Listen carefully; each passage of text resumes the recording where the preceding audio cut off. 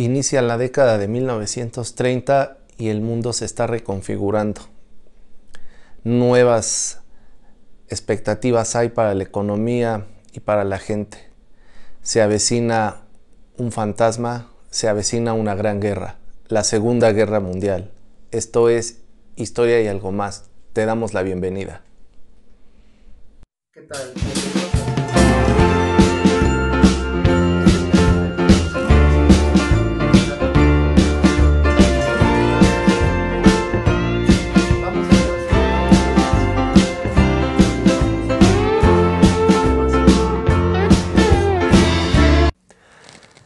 La Segunda Guerra Mundial y sus causas.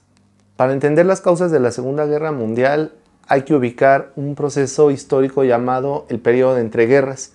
El periodo de entreguerras es una etapa entre la Primera y la Segunda Guerra Mundial que va de 1919 a 1939. ¿Cómo entender este periodo de entreguerras? Hay que ubicar que la Primera Guerra Mundial termina con la gran crisis del capitalismo y la cumbre de todo el desarrollo industrial que se había llevado durante el siglo XIX y los procesos imperialistas y colonialistas que llevaron a las potencias a enfrentarse. Entonces, bueno, al terminar la Primera Guerra Mundial, lo primero que tenemos que entender es que hay una crisis de este sistema capitalista. El sistema capitalista comienza a temblar, empieza a tener dificultades lógicas después de un proceso de guerra. El primer acontecimiento que se va a dar es que con esta crisis del capitalismo algunos países van a voltear su mirada a sistemas económicos y políticos diferentes y un fantasma empieza a recorrer el mundo, y este fantasma va a ser el socialismo. Creación de Karl Marx y que durante el siglo XIX no tuvo el éxito, por así llamarlo, porque el contexto del siglo XIX en este crecimiento industrial no lo permitió.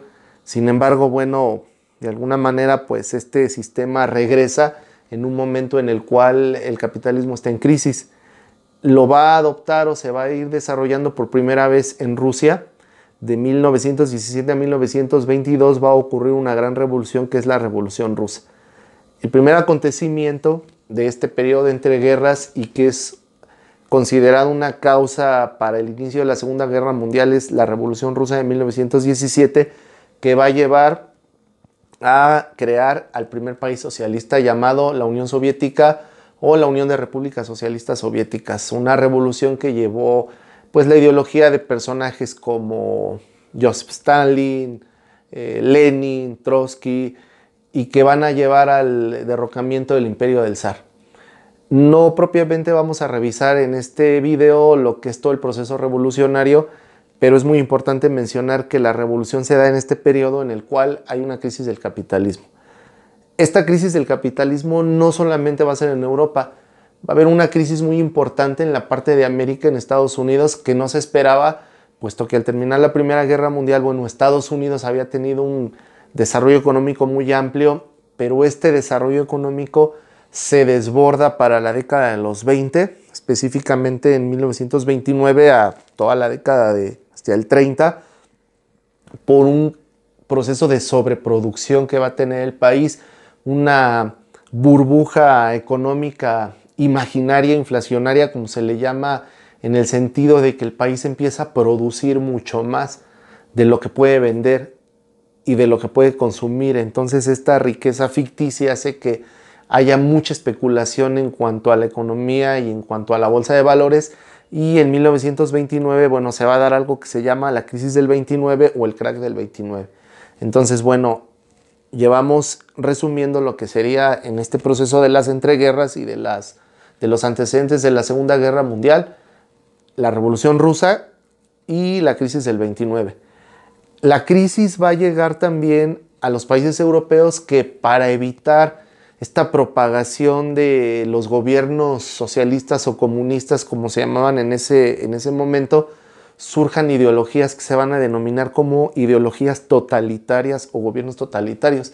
Estos gobiernos totalitarios van a iniciar con características muy específicas para buscar un desarrollo económico muy acelerado en la crisis de la posguerra.